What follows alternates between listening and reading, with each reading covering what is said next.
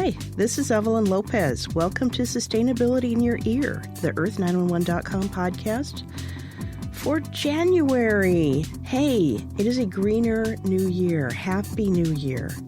Happy New Year, Happy everybody. New Year. Happy New Year. Let's talk about making 2020 the year of a greener you and a greener me. Our topics today, we're going to touch on minimalist lifestyles, eco trends for 2020, and some interesting information about solar panels and electric vehicles. So welcome. We have Mitch Ratcliffe, our Earth911 publisher. Mitch, where are you and how are you doing today? I'm doing great. I'm in Lakewood, Washington, where it is cloudy and might even snow. Snow. And Sarah, one of our Earth911 writers, where are you today and how are you doing?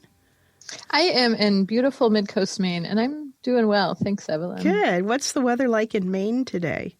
It's kind of cold and dreary, and it's precipitating this kind of sleet, hail type mixture. Man, we are precipitating.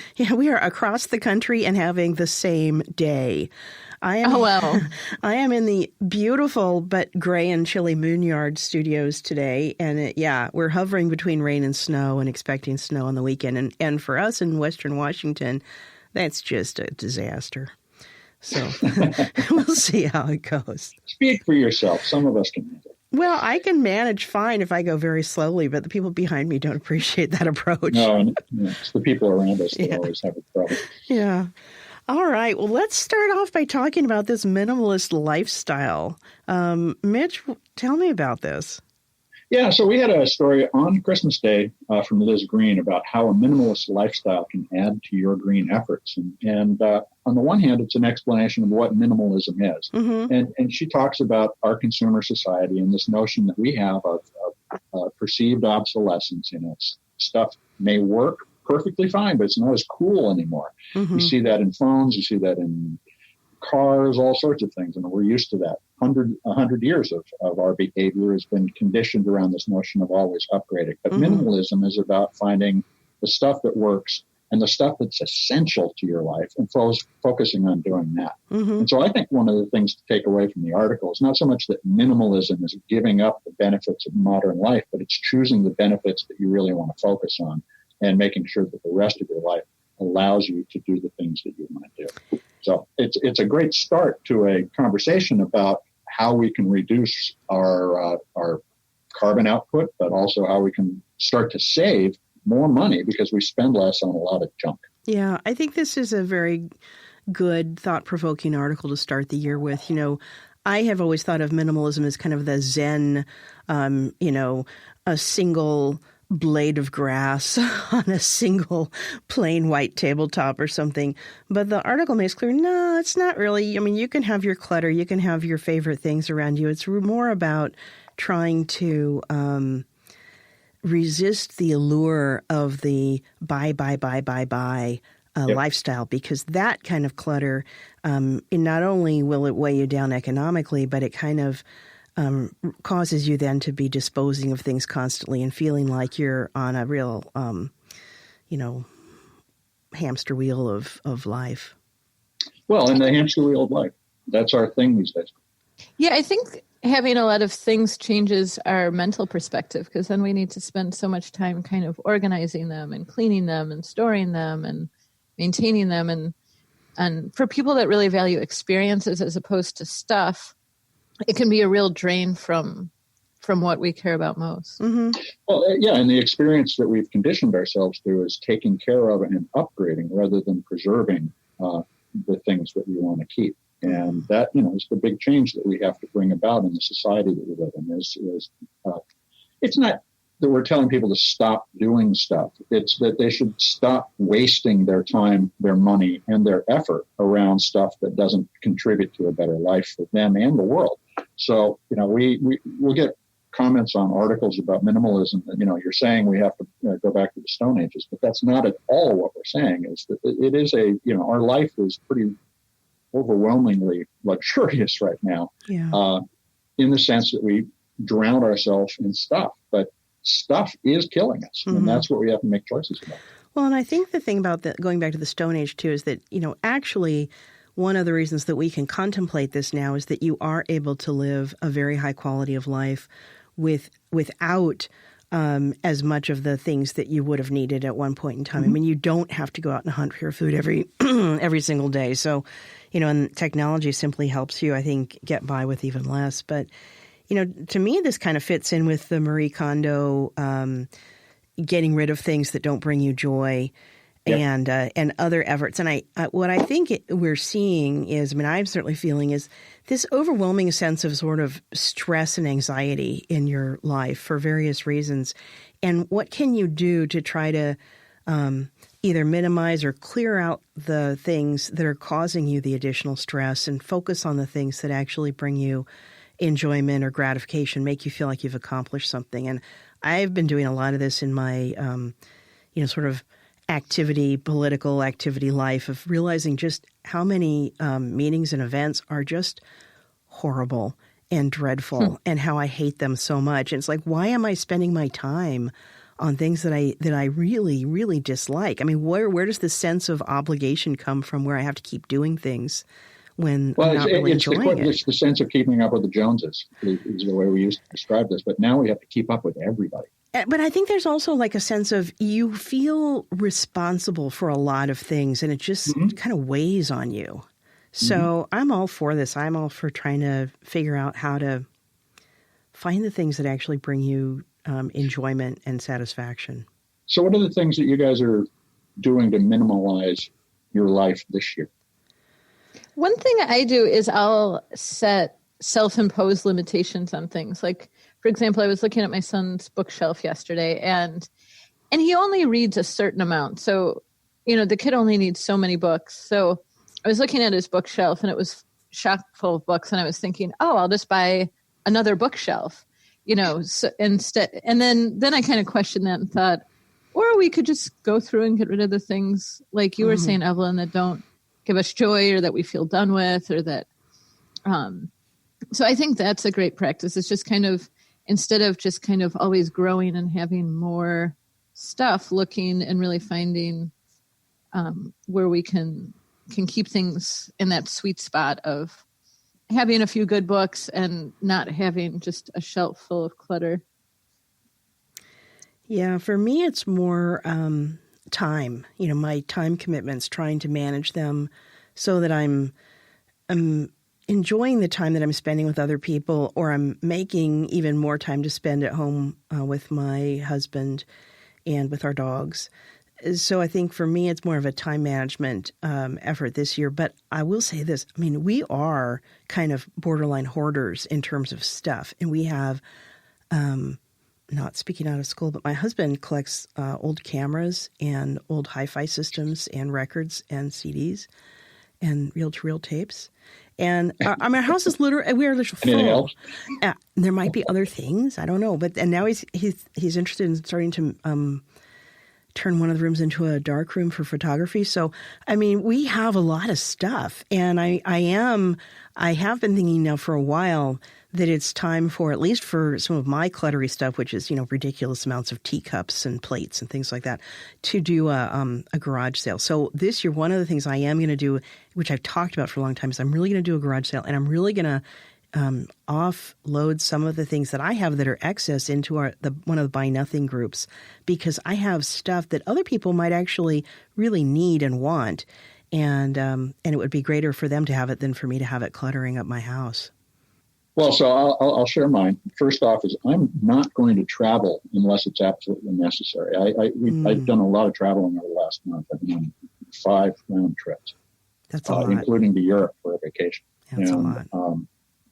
It was too much travel. And since, even a trip from Los Angeles to New York on an airline accounts for roughly 3.5 months of my regular carbon output. I have to be very judicious about when I travel. So it does 2 things for me. It gives me more time back.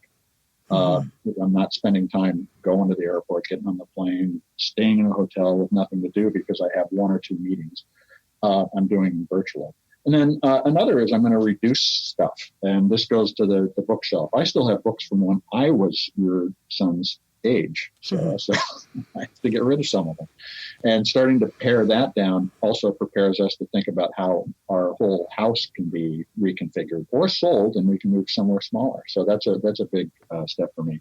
And finally, and this is my big one. This is my addiction. Is I love new technology, but I'm going to skip an upgrade cycle this year. So I'm not going to get the first new phone that comes out. I'm not going to get the first new computer that comes out, because now I buy them and then end up passing them along, giving them to charity, or sometimes selling them on eBay. Mm-hmm. And while that's all good and it keeps the stuff in circulation and in use, I don't think it helps to buy the new stuff just because it's the newest stuff. Yeah, I hear you on that, Mitch. I really liked what you said about traveling, because I think a lot of us, I think you and I definitely fall in this category, live in beautiful places. Yeah. So there's so many wonderful day trips that we could go on, with a very minimal amount of travel. Like I'm just stunned at all the places within 10 miles of my house. Yeah, I can do more within 10 miles of my house than I'll ever get in any other city that I visit. Mm-hmm. So it's not giving up like a rich quality of life. It's just kind of shifting the emphasis. And that's what this is all about. Minimalism is about choosing what matters. So here we are. Very good. I think another thing too is just looking at what we can buy used and what, kind of needs to be used or new, or what we really value as being new. But I think a lot of times there are many things that we can buy used, and that really reduces our impact too. Yeah, and I think that's kind of fun too. I mean, I like the challenge of seeing if I can find things at the we've got an architectural salvage yard in Tacoma that I will go checking out for things, and or going to the thrift stores. I enjoy that challenge, see if I can find something that is appropriate that's used before I buy something new.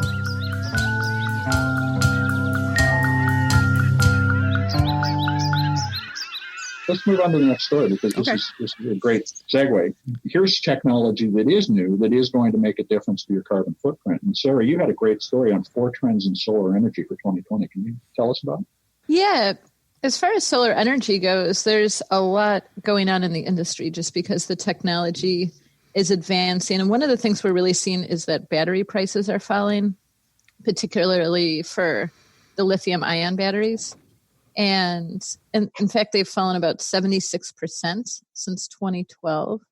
So they're still not what I would consider affordable for many people, but they're starting to get there. And especially for people in certain markets, like where power is really expensive, or they're really far from the power grid, things like that. Another trend, and this is a little bit unfortunate, is that the federal tax credit is starting to taper down. So it was at 30% last year. And for 2020, it's going to be at 26%. But it's actually going to be at 22% next year. So if you're going by just the tax credit, 2020 is a better year to go solar than future years. And another interesting trend is that the demand for solar with storage is increasing. As I mentioned, the prices of batteries are falling, but also the grid in many areas is becoming less reliable. Like in California, there were intentional power outages to prevent wildfires. So that's something that we're seeing. And I know a lot of people in California and the Bay Area who unfortunately went out and bought 2-stroke engine electric generators as a result. Mm-hmm. And so it actually contributes to the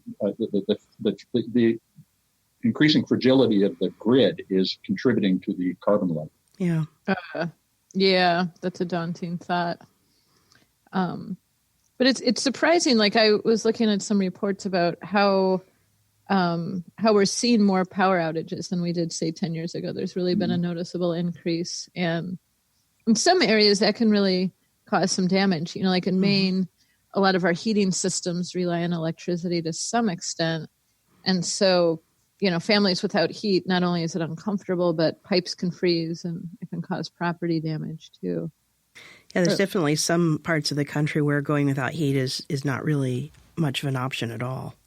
Yeah, pretty much. And some people have wood heat, or they have gas heat that doesn't use electricity at all. But many people have heating systems that maybe have a blower or something that runs off of electricity. And you're right, when it's 0 degrees out, it's really not very optional. Then many people end up having to go to a family member's home or a hotel. Mm-hmm. Yeah. It's interesting too, because the CO2 numbers for the United States came out in the last couple of weeks, and one of the reasons that it's continued to rise is people have, although they are switching away from coal as a source of electric generation, many of them are starting to use natural gas at home to heat, and that is still contributing to more CO2. Well, I think we have a real problem with natural gas. It's got this perception that it's clean and a great alternative. I mean, I can remember growing up in Southern California, it was sort of, this is the clean fuel and everyone should have natural gas. And now, we know more about the methane that's produced with natural gas and how damaging it is to the environment. It's just sort of fracking can really contaminate groundwater too, and even possibly cause earthquakes, which is a scary concept. Yeah, I was in the Netherlands at Christmas time, and the fracking issue is so severe in northern Holland that they are seeing earthquakes as a result of it, and now trying to figure out how to regulate fracking. Wow. Oh, wow. That is a daunting thought. Well, one of the things, and you've used that phrase a couple of times, but that's the trade-off questions that we were talking about with minimalism. What's important? Certainly, being warm is important, but how do we make these trade-offs in such a way that you stay warm, you live comfortably, and reduce your impact on the planet? Well, one of the things I would like to see, especially if prices are coming down, is some more efforts to get solar options out into low-income households, because right now it's kind of a only the people who have a certain level of wealth are really able to contemplate changing their entire heating system over to solar and putting in solar power, and that is just going to kind of increase our income divide in this country. If those with resources can have access to a power that isn't going to be shut off on a monthly basis, and those who don't have those resources are just increasingly, subject to the whims of, large energy producers. Well, and so the flip side of all of this is the increased sales in electric vehicles, which does promise to really reduce CO2, but right now is largely limited to people who have the money to make the change.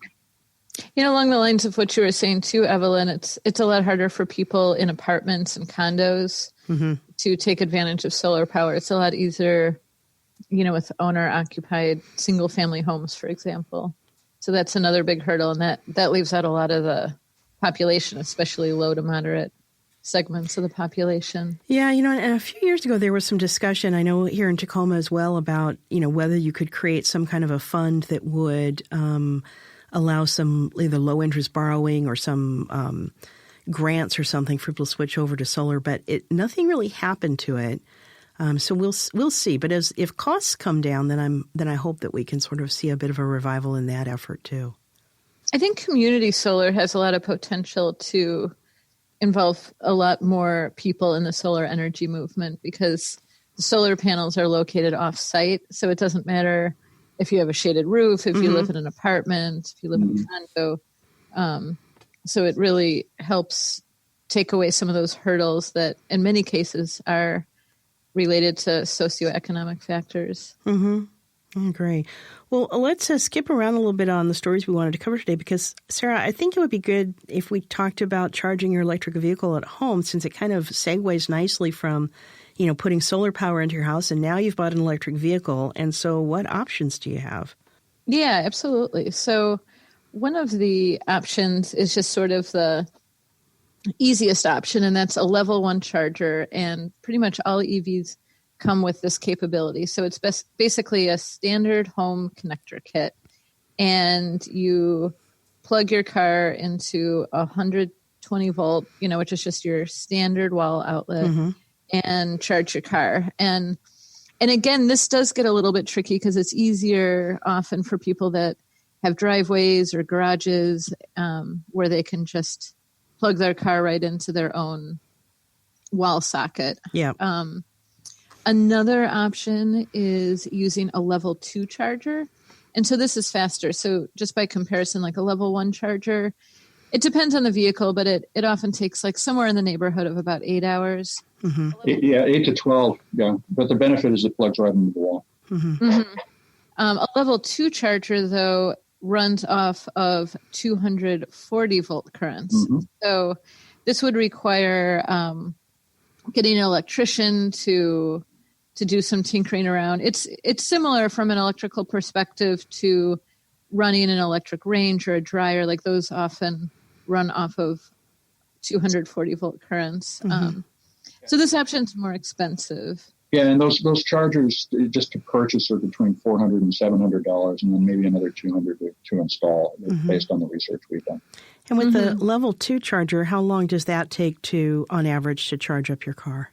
It's much quicker, more in the 2 to 3 hour range. Mm-hmm. Yeah. It depends a little bit on the capacity of the battery, how discharged it is, and a bit on the charger itself. Yeah, and the connector. It depends on the interface between the charger and the car. And then the other option are level 3 chargers, but this you're not really seen in single-family homes, but they are starting to pop up in some commercial and industrial applications. But with a level 3 charger, you can actually charge in as little as 30 minutes. So wow. It'd be fabulous if these can come down in price and become more widespread, because that really offers people a convenience that doesn't quite rival filling up at the gas station, but it starts to get close to that. Mm-hmm. And there is actually a network of those what Tesla calls them supercharge stations, and those are level 3 charge stations that are all along the major interstate routes in the United States at this point. But it still isn't sufficient for all of the demand we're going to see. But that's an example of where we're going. Yeah, I think I saw one. I was down in Centralia on Sunday, and that's a small city that's about halfway between Olympia and Portland, or between Tacoma and Portland. And they had about 10 different stations set up, just kind of nondescript. It surprised me. And Mitch, as an electric vehicle user, an owner, how do you go about sort of planning for, when you need to charge up? Well, planning is the key word. Yeah. So, because I drive a commute once a week that is about 49 miles each way. Mm-hmm. And with my BMW i3, which has an electric range of about 62 miles, I have to be sure that I'm going to get there in a timely manner. I have a range extender with there's a little 2-stroke engine in it that will come on when to generate additional power. But I have to be very careful about that planning. But, the interesting thing is I've been watching is there's a supercharge station in Ellensburg out in the middle of eastern Washington, too. What's starting to happen around those is interesting. The way you travel is going to change. So you might stop for a half hour to charge up at one of these supercharge stations, but what do?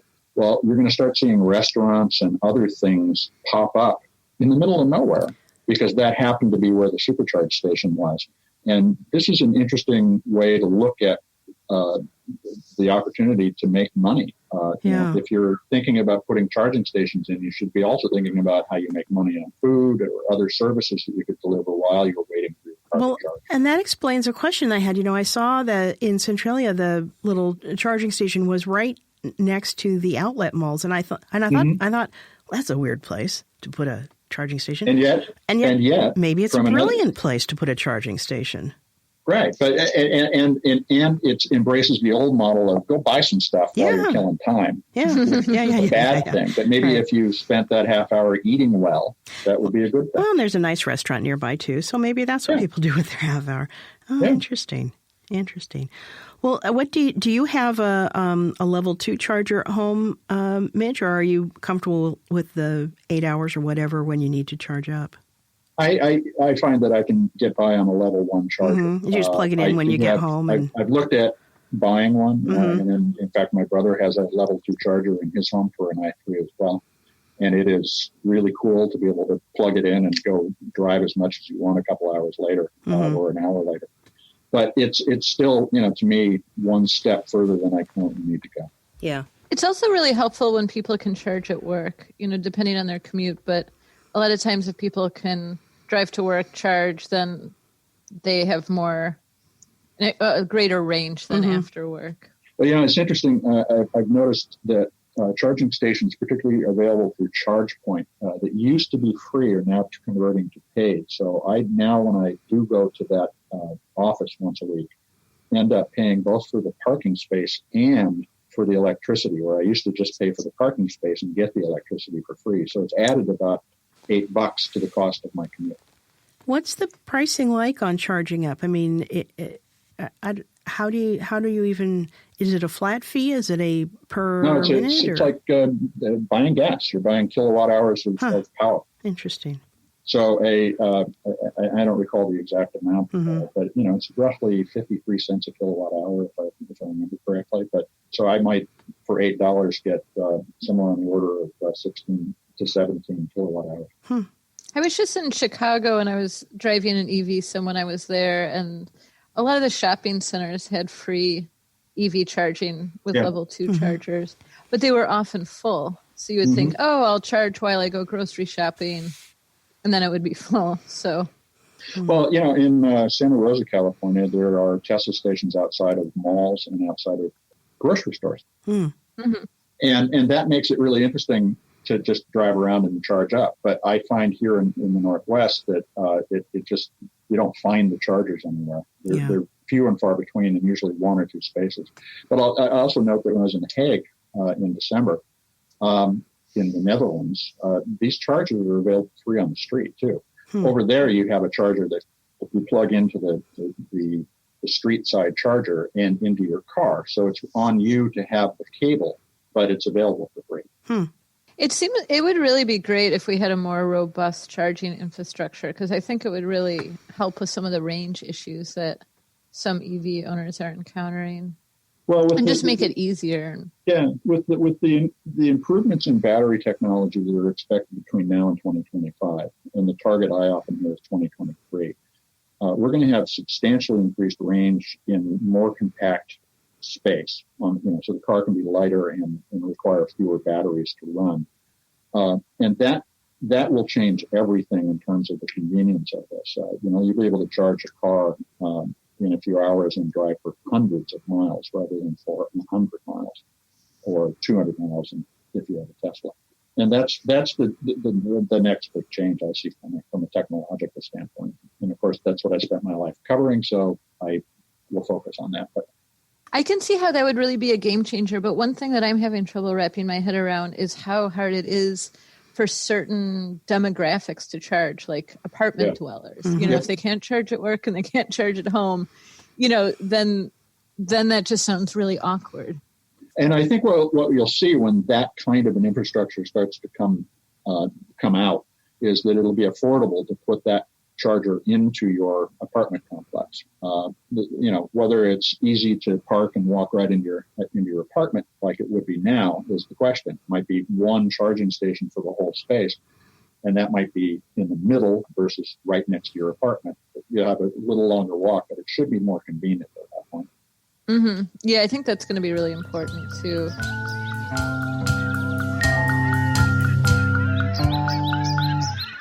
Now, this is all about convenience, and I think that also is a great transition to the question of what are the big trends we see coming.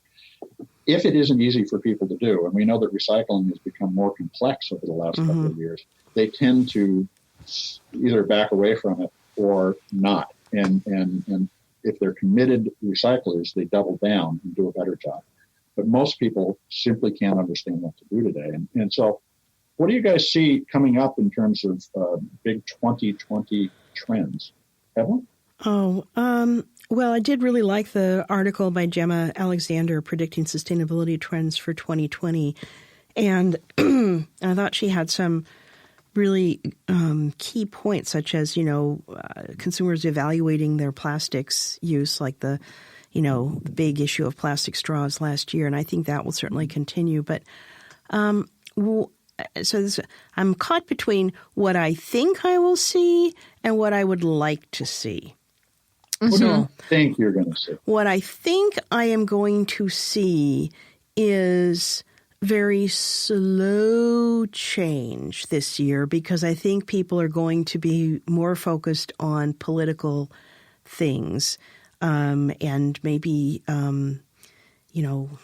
war-related things. And I think that takes away from your ability to really be thoughtful about, big picture environmental sustainability issues. Although I do think what we will see is more people figuring out practical alternatives if their curbside recycling has changed. So I guess that's maybe a little less movement on the big picture, even though we need it desperately, and maybe a little bit more movement on the home picture of how do I manage my home situation. It's a really interesting point about how the political climate can shift what our concerns are, especially related to sustainability. I think I agree, too, about the trends with concern about plastic, because I just feel like people have just gained so much awareness about the issues related to plastic, how they break down and how many of them are ending up in the oceans. And I'm just seeing so many kids, too, talking about this topic. Yeah. Granted, I live in a seaside community, so it might be a little bit more prevalent here, but they're talking about in the schools. Like now a lot of even the local dive bars in town have paper straws and things like that. Mm-hmm. The ethos is spreading. Yeah. Well, and I think, too, with the plastics, one of the things that we see, and I don't only see it when we do these podcasts, but so Mitch, you see more of this, but the Earthling Questions, a lot of Earthling Questions come down to how do I recycle this packaging material or this thing? Right. And often the honest answer is you can't. Mm-hmm. You can't, you want to, and you're looking at it thinking this looks like it should be something I can do something with. You can't.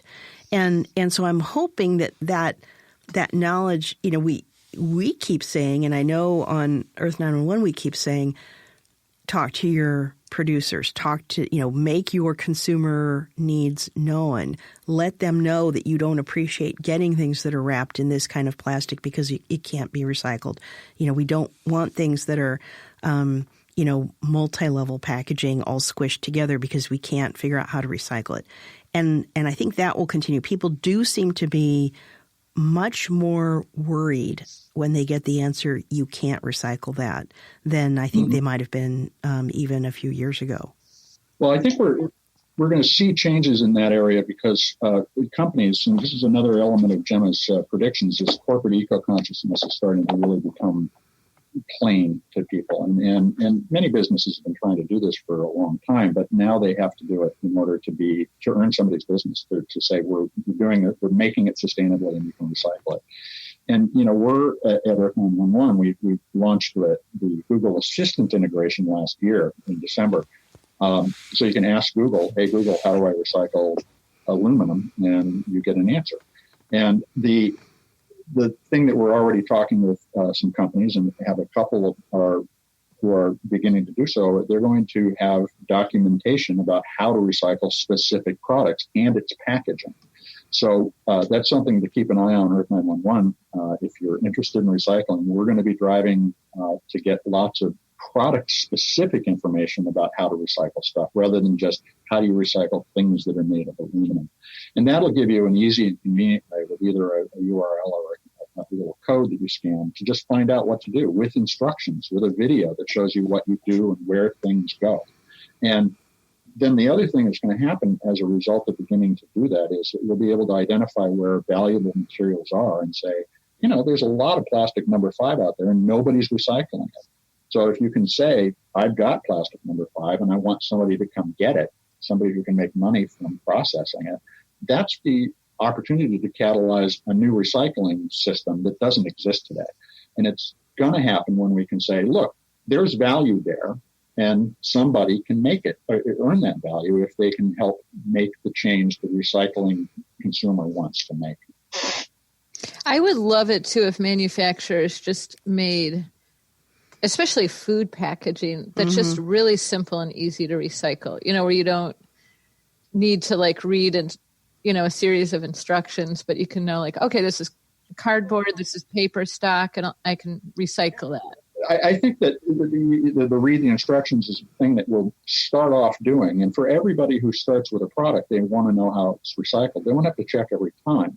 But what we're talking about is starting to build the habit of thinking about it.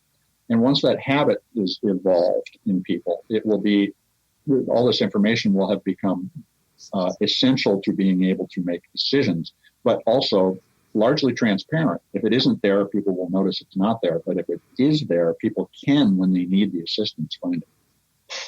One thing I am just amazed by, I just went grocery shopping a couple hours ago, is how much food is served in plastic bags, which are pretty much not recyclable.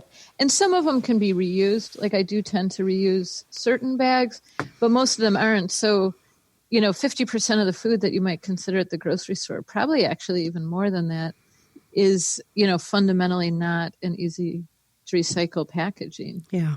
I find it just so frustrating. This also helps us point out where those things are and improve the packaging by giving feedback. Once you can say, this particular product is giving me a problem, whether it's the packaging or the product itself, then the manufacturers are going to have to start paying attention, because consumers will have a target where they can say, I need to change here.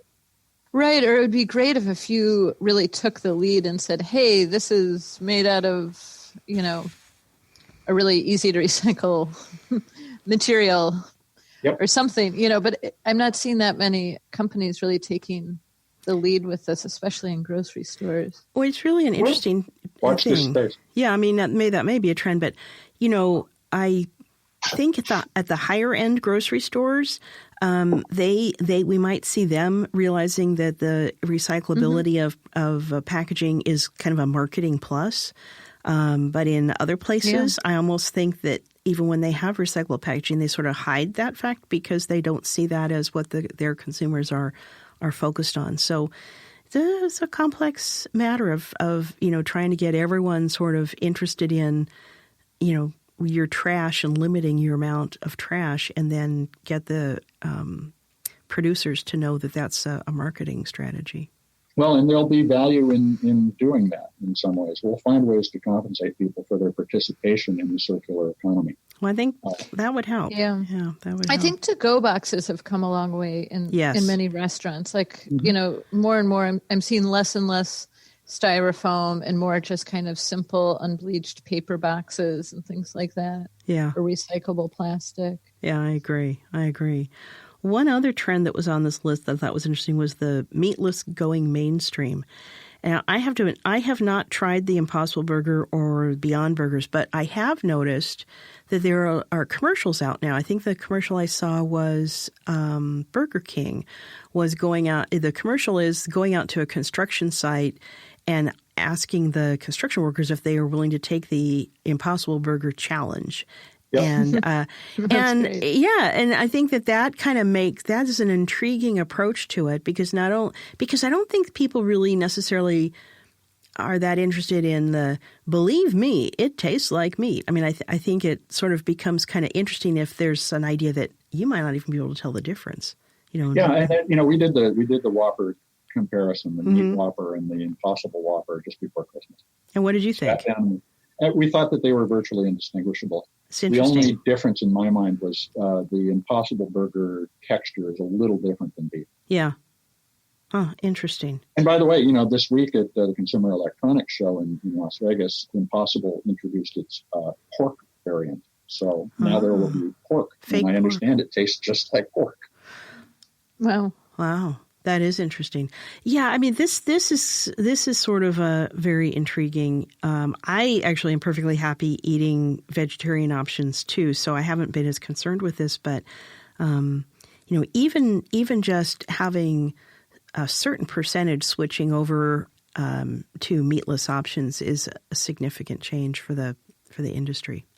It can radically reduce the carbon footprint of the industry. Yeah. And from a health standpoint, I get really excited when I see options that aren't necessarily soy-based, too. Yes. 'Cause I think early on, a lot of the meatless options were like soy turkey and soy this and soy that. And so, and a lot of soy is genetically modified, too. Yeah. So I get more excited. That is potentially a concern with even with the Impossible stuff. It comes from a soy derivative that is genetically engineered, I guess, to introduce the heme, or to extract the heme molecule that is that makes meat juicy. Oh, that's but it comes from the soy. Oh, that's And interesting. then the question is, where did the soy come from? Whether it was grown organically or not. And that'll be an area where I think we're going to see continuing discussion about, is this a highly processed food or is it a natural food? And the answer is it's both. Mm-hmm. Well, I'll tell you, the U.S. soybean growers could certainly use, an additional new line of business. So that wouldn't be a bad thing. Not at all. And there's great vegetarian foods that don't rely on kind of meatless meat, if you know what I mean. Mm-hmm. Like there's a lot of really delicious things you can make just out of whole foods and things from your local farmer's market. It's interesting. We eat, that was one of our resolutions last year, was to try to eat one vegetarian, maybe even vegan meal a week. And we sort of surpassed that. And it was very easy to do. But it's interesting. There are a lot of people who really feel that eating meat is like the only meal option there is. There was a comment this week on, I think, Twitter. Someone had tweeted out the dishes that were being served to people at the award show, and I think it was the Golden Globes, and it was a vegetable puree soup, like a butternut squash soup that looked beautiful, and then some sort of vegetable and I think scallop dish. And the outrage was, give me a steak. And I thought, you're crazy. I mean, that food looks fantastic and is far more in line with what the vast majority of your people attending this event are likely to want to eat than a big, slab of meat.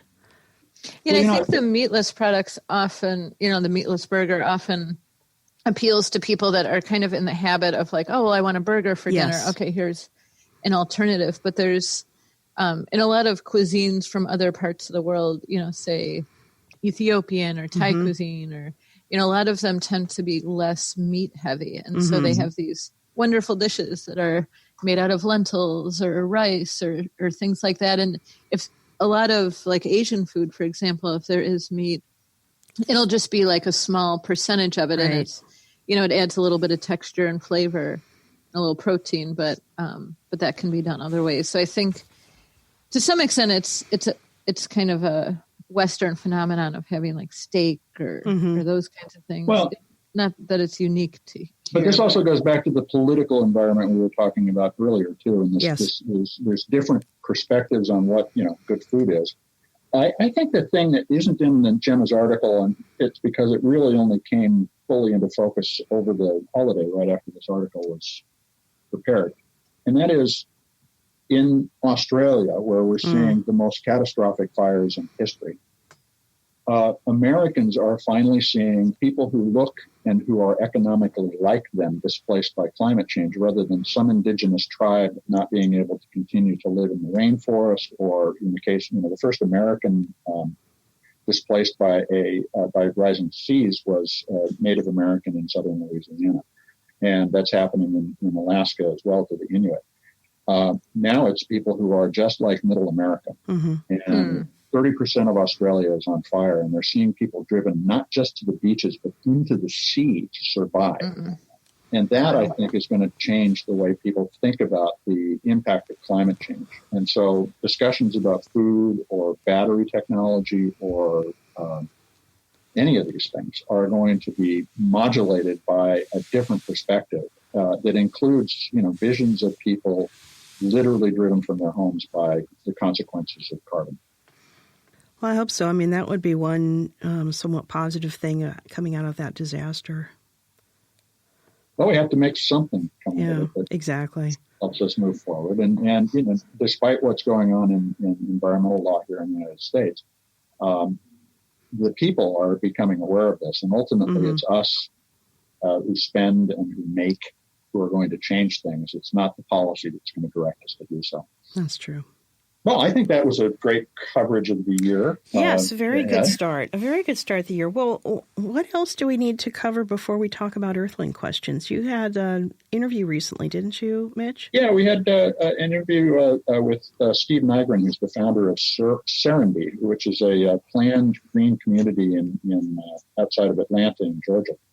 And it's a really interesting conversation because Steve is a former restaurateur. He has 70 restaurants around the United States. So he thought about the design and development of this place as a rich human space. Mm-hmm. And I would encourage anybody interested in how they could live greener to listen to the story, because it is it's about making conscious decisions about what's important.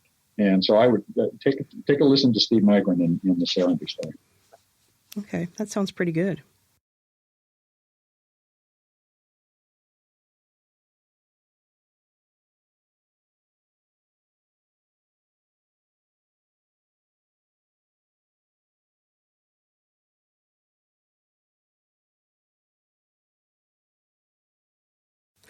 Well, let's turn now to our Earthling questions. And this is sort of what I was thinking about when I was thinking we get so many questions now about recycling hard things. So Chris in Knoxville asks, please help. I am searching for a place to recycle the padded envelopes I receive when online ordering. They are usually paper or plastic with a bubble wrap padding on the inside. Well, so padded envelopes are increasingly being adopted, particularly by Amazon, to ship things. But there are two kinds of envelopes. One is easier to recycle than the other. The all-plastic envelopes are plastic on the outside and bubble wrap on the inside. And because it's all plastic, those materials don't need to be separated before they're sent for recycling. So those can be put in your bin in most cases. You need to check to see that the right kind of plastic is going into the bin. But in general, that is an accepted material in most communities. On the other hand, padded envelopes that have paper on the outside and bubble wrap on the inside aren't very recyclable because you have to separate the two materials, paper and plastic, before you can use them to make new paper or new plastic. Mm-hmm. So that is something that if you're receiving mixed material packaging, you should reach out to the online seller and ask them to make a change. Certainly, the other thing that's happening with those envelopes is that they're being designed to be reused. So you might be able to take a look and find out whether you can reuse that bag after you get it. They have a literal little tearaway that opens a new seal and lets you fold it over and seal the bag for reuse. So you might be able to get another use out of it before you throw it away, and that's another win. But it's not something that's widely available. Yeah, I would say even with the paper ones, the same thing. If you happen to be doing something where you need to also use this type of a padded shipping envelope with the paper one, depending on how you open it, you may be able to, reuse it, put a label over the front address and tape it closed again. But recycling, no, it just becomes trash. And that's really unfortunate because it takes up a lot of space and is something that should be reused in some way or recycled. So Kathy on Facebook, this is kind of different but similar. We are trying to find somewhere to recycle glass bottles and jars. We live in Summit County and cannot include glass in our recycling can. Is there a county in Ohio that recycles glass? Well, so this is a local question, but it's a general issue all over the United States, and that is that glass, because of the China ban and several other factors, it has been stockpiled by a lot of municipal programs and private programs around the United States, waiting for the value to rise before they sell it. And so glass overall is now in a glut market, and because recycling still is a commodity business, the prices collapsed. And that's why you're seeing counties cut back. The way I found out that my program doesn't recycle glass anymore is that they actually scrawled in Sharpie on my recycling bin, no glass. Send me any message or anything. They just did it. And they did it without consulting with the community to see whether or not this is something that was a priority, which is a problem. Mm-hmm. So glass is very recyclable. It's important, however, that you do two things. One, put it into the right place. Now, that could be a bin, and in my case, I can't recycle glass at home, so I have to take it to a transfer station. And not all transfer stations are accepting glass either. So use our database to find a location. Unfortunately, there isn't another county near Summit County in Ohio that is recycling glass for anybody other than people who live in the county. And that's one of the limitations we all have to overcome by asking for glass recycling to be reinstated. And the other thing is, keep in mind that if you are going to recycle glass, don't recycle broken glass that's all mixed up, because glass needs to be recycled by color in order for it to continue to be useful. So if you have blue or green or white or clear glass, all of those things need to go through as intact bottles rather than as shattered glass. Mm-hmm.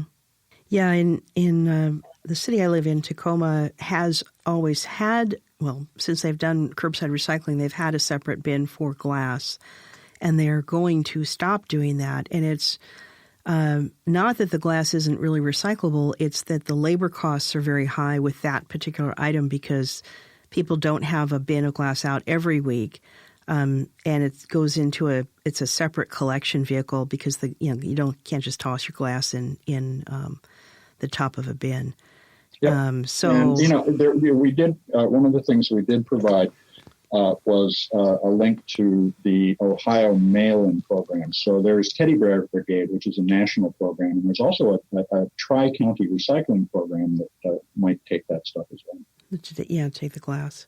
Yeah, and so one of the things we're going to do when they stop the curbside is I think we're going to get into a regular schedule of going to our recycling center and taking the glass every week, because it also, if you sort of store it up and think, well, I'll eventually take it into the recycling center, which is what we do with cardboard and bubble wrap, a glass, unlike the others, is very heavy. So we're going to need to find a system where we can sort of regularly take the glass in. Well, it'd be great if there was a system that picked that up and took it away. It would be so lovely. I would be so interested in that system, yes. Well, Shannon on Facebook has an interesting question. She says, hello, I have a bag of well-loved stuffed animals. It's time to squeeze them one last time and say goodbye. Any ideas how I can upscale? They are not fit to donate because they've been too well-loved. So they're probably, worn. Yeah, I think Shannon should, and unfortunately I just actually said Teddy Bear Brigade. This is the answer to that question. So even though they're well loved, they may be of interest to somebody, or the textiles can be recycled. And in the case of recycling toys like a stuffed animal, there is Teddy Bear Brigade, which I mentioned a moment ago in regards to glass. They're located in Concord, Virginia, and you can find them on the Earth911 search. They'll take all the toys, and some of those toys can become a treasured possession of a child somewhere. So that's not necessarily, there's not necessarily such a thing as too worn when you're talking about a good toy. But then you do need to be mindful of the fact that if you're going to put this through the recycling system, it has to go in the right place. And that needs to be in the textiles bin of the transfer station in most cases. You can't put that into your blue bin. Yeah. I think stuffed animals and toys are very hard to recycle because it's hard to know, especially with the stuffed ones, what might be inside of them. It might be fiber fill, but it might be something else too, depending where they came from. And there may be metal things or plastic that used to squeak or any number of other components that are in there that would not be recyclable, or at least not recyclable as part of a textiles process. Mm-hmm. Which is why what the transfer station will handle. They'll look at that kind of stuff, tear things apart, and process what they can. Yeah, it's a hard choice. Well, hard to do with those well-loved animals, yes. All right. Well, anything else, Mitch, before we wrap up? No, but welcome everybody to a greener 2020. Let's make it the year that we start to turn the corner. What I hear last night was 2020, the year of perfect vision. So maybe that'll work out for us. We'll see. Okay, well, let's do it. Okay. Well, thanks for listening to Sustainability in Your Ear. We really appreciate you. And if you have any feedback, we are very interested in hearing it. You can send an email to feedback@earth911.com. And you can find us on all of your podcast platforms and always at the earth911.com website. We'll see you next time. Take care, everybody. Okay. Happy New Year.